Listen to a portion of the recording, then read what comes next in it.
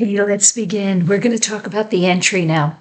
So we've gone ahead and we've talked about the curb and why it's so important in first impressions. Well, I don't want you to lose anybody at the entry. If you have your curb all taken care of, and it's enticing and inviting, and makes somebody feel like they're about to see something special as they walk in, then the entry is where you kind of solidify the deal. Okay, everybody forgets about the entry, but it's such an important room. Just imagine you're walking up. You're a buyer. You're walking up to a house, and you say, "Oh, this is nice. I like this." And you've seen pictures, right, of it in the MLS or, one of the sites. And you might even have maybe your iPad open in front of you, but it's nothing like the real thing. So when you walk and you open the front door and you really like what you see as you walk into the house, that whole tour goes so much better. And that's what we want for your buyer. So everybody forgets about the entry, but we're not going to. So here's what we're going to start to do. I'm going to show you a lot of different examples of entries that I think are just so special. And there's a couple that I'm going to tell you are more designed than staged, and here's why. Because remember, staging is not interior design, okay? Staging is neutralizing. It's getting the majority of the people to walk into your home to respond to the space. It might show off a lifestyle. It might show off a luxury touch. It needs to hit three things: light, space, luxury touches. Each space needs to do that. So let's get started and we'll talk about it. I think it's going to be easier with photos. So the first thing we're going to do is we're going to start and we're going to talk about small entries. And here is a small entry that I think is really successful. Even small spaces, you want to go ahead and acknowledge the space. So in this entry, they just used color to pop it together. That table that is sitting right next to the door is probably 9 inches wide. You can get very narrow tables and just dress them up a little bit. But I think what's so genius here is that they went ahead and they used color and they used texture to gain a moment of interest. And it's also nice to have a table like that because it allows your realtor to put the information sheet somewhere, okay? And then it allows other realtors to have a little bowl where they can go ahead and drop their card. Now, this had even less space, but they used wallpaper to make it unique. And I love the use of wallpaper for things like that. The nice thing about wallpaper in a place in this little spot is if it doesn't meet the buyer's taste level, or if it's something they wouldn't normally put up themselves, it's a small area they can wrap their head around. I might change that, but it still creates a moment. It tells something special. I don't want you to not stage because you feel like, oh, I don't want to turn off a buyer. If you work with me and you stay with me, we're going to talk about colors, textures, and where to place a little bit more drama so that you won't turn off a buyer. And at the entry is where, if you have a small entry, it's where you can place a little bit of drama. You won't turn off a buyer. And this is a great example. It is a little bit feminine as a wallpaper, but I just think it's fun and it's inviting and it really says nice things. Now, here's the beauty of doing all these images with you. I get to wear my glasses because I'm old. I'm in my 60s. Okay, so now we're going to continue on. This is the smallest entry we're going to see. This entry has literally no room, none. So what did they do? They put a great mat down. They put a circular mirror and just some cool hooks with wallpaper. Genius. The reason this is genius is because that is a more neutral wallpaper. Nobody could have a problem with that. The hooks just tell you there's a place to put a few things. And then that mirror, what's wonderful about that is mirrors are your friend when you stage. If you have small spaces, mirror it up because they are just going to reflect the light, reflect the space back into the room. They're fantastic. And circular mirrors are really popular right now and really special. So why not do that? That little piece of staging right there, I think is just a genius move. Now, when you have hooks, I want you to do this. I only want you to put 1 or 2 things on the hooks. I don't want, really what happens in life is we go ahead and we hang things on hooks and then hang things on the hooks that's already hanging because that's what we do. We're all busy. You can't do that when you're staging. If you have 6 hooks, hang 3 things. If you have 4 hooks, hang 2 things, just like they did here, okay? Don't tell your buyer, oh, we just have no room in the house. We just have no room to put anything anywhere. That's really what you're telling them.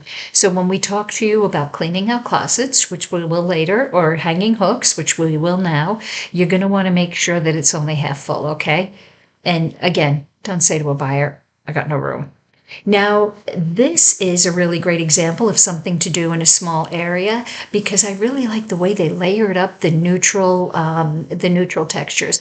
If you say to yourself, I am not comfortable with putting color in there, I'm not really sure how to do it, I don't trust my taste, that's okay. Stay with neutrals, stay with textures. So what these folks did was they have a textured pillow, they have a textured step, they have a textured basket. And all in neutral colors. All those things layered up create interest. And of course, they put up a very large mirror. Just a great way to take care of a small space. Stagers use mirrors all the time. We love a good mirror. Now, here is an example of when I say staging is not interior design. Here's an example of interior design. This is an adorable little space. I mean, it is just so cute. It has color, it has whimsy, it really has a personality. But this is a space that's designed by an interior designer or has an interior designer moment to it, okay? Because what it also does is it becomes a very feminine space, a very feminine entry. And what if it's a single man that wants to come in and look at the house and possibly buy the house? He'll disconnect from the space because he won't feel comfortable with it, And the colors are very feminine and very pastel. And listen, I'm not saying it's a male-female thing. There might be quite a number of women that come in and see this much layer of color and say, oh, this just isn't the place for me. Myself, personally, I love a good neutral. I'm all about neutrals. That's, if you come into my home, you're just going to see neutral textures on top of neutral textures. So if I didn't know better, and if I was an accountant, say, and I walked into the space, I'd say, oh, this is nice. I don't think it's the house for me. When all it is just so many designed elements. So as a stager, what I would take out of this space is I would take out the brightly colored rug. I would take out the purple fringed pillow, and I would take the flowers off of the shelf. And then in place of these 3 items, which not surprisingly, are feminine, I would go ahead and hang maybe a white sweater or an oatmeal colored sweater. I would neutralize it. I would leave the chair because it's terrific and the color on the wall is beautiful. And I would leave the plaid pillow, and I would leave the throw because those things don't announce themselves as design specific. In staging, being design specific means that a buyer coming in, you're forcing them to say, I like the style and therefore I like the house, or I don't like the style, therefore I don't like the house. Now, Ian and I are looking at houses right now, and there is a particular house that I love. It's filled with color. It's whimsical. It's not the way I decorate, but this seller did such a good job. I could really dig on the house. I know when Ian goes to see it, he's going to go, it's just not me. I don't know why, but it's just not me. He won't get past somebody else's design taste. If I was their stager, actually, that house is done so well. If I was their stager, I'd say leave it. But I think an interior designer lives there. But if that's why I often talk to sellers about neutralizing, so that somebody doesn't walk in and disconnect simply because it's so specifically designed to your taste, and therefore it is your house. You need to make it someone else's house. So let's keep talking about neutralizing. Now, this is an example of a great entry that is still filled with color and texture, but neutral. Now, to be honest, this, for the sake of the photo, I think they took the pots and they brought them up off the floor and put them with the pillows. You and I both, if this was our entry, would have those pots on the floor, of course, and then we'd have those nice pillows. But they made the space interesting and they made the space welcoming. So even though there are colors there and there's a design element there, it's not so over the top that you feel disconnected from it. It's not so defined that you wouldn't say to yourself, oh, that's a nice space, and then continue on in the tour. Now, say you do love color and your house is loaded with color and you want color. That's great too. We can put color in your entryway. And here's the way to do it. So in this photo, what these folks did was they stayed with one color. And I always think in terms of threes when I design something. So it has to have three of something. And in this space, they do have two colors. They do have the white and they do have the blue. But if you notice from the table, they also included that brown textured table. So you really have three elements in there. There's something about three elements that just make things more interesting. So they didn't make anything too masculine, too feminine. The shape of the lamps is kind of neutral. The shape of the chandelier is kind of neutral. And so it's has that nice balance. You don't walk in and say, oh, a woman lives here. Or you don't walk in and say, oh, a man lives here. You just walk in and say, oh, this is nice. But it's not so overwhelming with color and color and color that you disconnect from it. In this house, I think anybody could walk in and really feel comfortable being there and really feel comfortable that they would see a nice house that might work for them, even if it's not their taste. Okay? So just pull back on the layering when you're using color, when you're staging. Keep in terms of three. Now we're going to get to a larger entry. That's for smaller or mid-size entries where you will have a shelf or a narrow bench or a narrow table. You don't want to take room up in an entry. And if you don't have room even for that, then some colorful art or some art that makes a statement or some well-placed wallpaper that is, something that is attractive. So do something to just acknowledge the space. Don't have people walk through a boring entry, a boring hallway. It just takes all the fun out of what they experienced at the curb. So now we're into a bigger entry. And this is a very well done entry and a vestibule. It's got a very good light. It's got some mirrors and it's got texture. It's got neutral colors in it. It's great. Now, this is also a case of a space being designed. Do you need because you have to buy these things or purchase some things or look on Facebook Market for these things to kind of fill up the space. So would you need the potted plant? No, you would not. Would you need the wine bottle on the ground? No, you would not. Would you need the little flowers on the entry table? No, you would not. You don't need that many things in your entry. This is, like I said, this is designed, but if you're staging, then you don't have to have quite these many things in the entry. This is beautiful. They did a beautiful job, but if it's things you're purchasing, you don't have to purchase that much. So here is an example of an entry where they had to actually acknowledge two spaces, two different walls, right?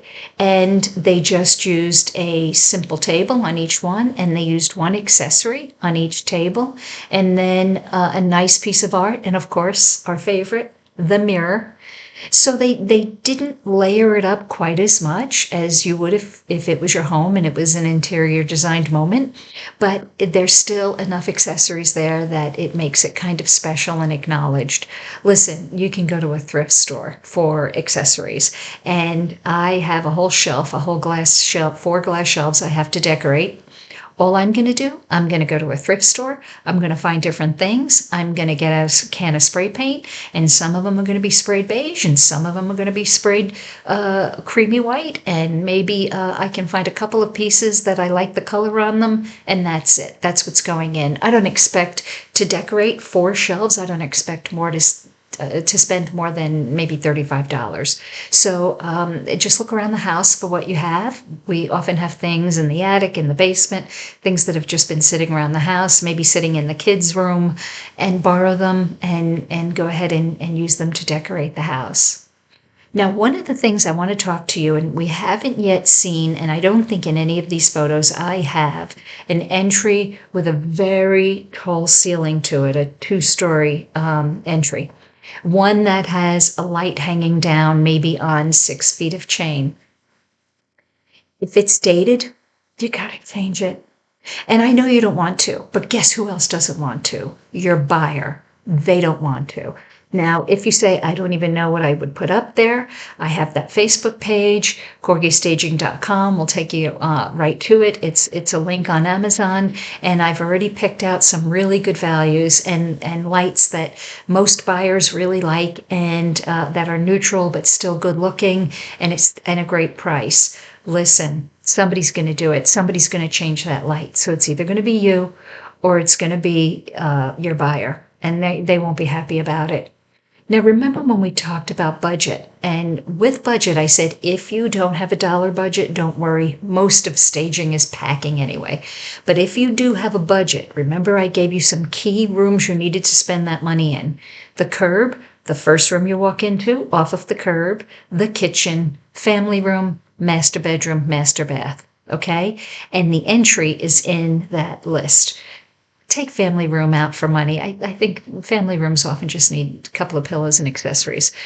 But entry is there and that light is there. So you gotta change it. Somebody's going to, like I said, and if it's not you, it'll be the buyer, and they're not going to be happy. They're going to start thinking, how much is this going to cost me? It's going to cost me $1,200 to get somebody up there, another $1,000 for a light. And in fact, those things don't have to cost that, okay? But they're deducting in their head as they're going along. Don't let them deduct at the entry. Okay, so now the next entry is also large, but it's narrower. So even though you may have a large entry, it might actually be pretty narrow where you really can't do too much with it. And what these folks did was brilliant. And I don't know if you can see it, but I want you to see that what they did was they just took 4 pieces of art and just put them one on top of the other right at the front door. What a nice way to say to people, come on in, you're about to see a beautiful space. Further down on the hallway, they did put a very narrow table. They have just a few accessories and that mirror that's going to enlarge the space. So just a really, really well done example of how you can handle a long entryway. This is one of my favorites. It doesn't need to be layered up like this. If you have a wide entryway and you can put some chairs in and you have a couple of extra chairs from your dining area, go ahead and place them in. You know, you can layer it up if you have the accessories. You just don't have to. This would be equally beautiful if the chairs weren't there, okay? So don't feel like you need to do too much to the entry. If you have the furniture pieces, by all means do something like this. If you don't, imagine the same space without the basket and without the chairs. And to a buyer, it would be equally beautiful. Now on this entry, this is our last photo that we can talk about in the entry. On this entry though, what I wanted to show you was that it's more of a squared off entry. I had shown you more narrow ones. This one is a bit more square, and a lot of us have that where you open the door and you walk right into the front room, and you walk right into a wall where there's some kind of decor on it. That's very, very common as a design frame. So in this room, what they did was they used texture on texture on texture to create a focal point. And again, a beautiful job. A very simple rug, that you can put on the floor. And I'm on Facebook Marketplace all the time. And when I say that, please be careful. If you ever go to pick up a product, take somebody with you. Don't go alone. And if you feel uncomfortable about anything, there is no product out there that is worth you not listening to your spidey sense saying, I don't feel good about this. What are you going for? A chair? A rug? If you don't feel comfortable about a situation, don't go. Don't be safe out there. But anyway, so what they did was they did a little rug, they did a couple of baskets, a small table. Now, I don't know how expensive any of these pieces were. They could have been picked up at a garage sale for all I know. But the way they addressed it by keeping scale and balance in place, it just looks so rich and so inviting. And even if that's not your style, if you walked into that home and this is what you were greeted with, you would feel pretty welcome and pretty excited to see the rest of the home, even if that wasn't your particular style, because it's not overdone, it's not too much, and they stayed with neutrals. So that's your entry, and I hope that helps. And, we also are staging my own home for the market. This home was actually my mother-in-law's, and we had to get it ready. It had a lot of her things in it, a lot of what we would consider dated pieces, a lot of nice antiques, and we really had to work with all of that to get the house on the market. So feel free to also look at my other videos, which are me walking through my own particular home and staging it for the market as well. Okay. So the next thing we're going to do is we're going to talk about rooms that are not key rooms. I don't want you to put a lot of money into them, but we do want to work with what you have to make them look beautiful. And that will be the formal living and formal dining. Okay. You can't ignore them. Those are next.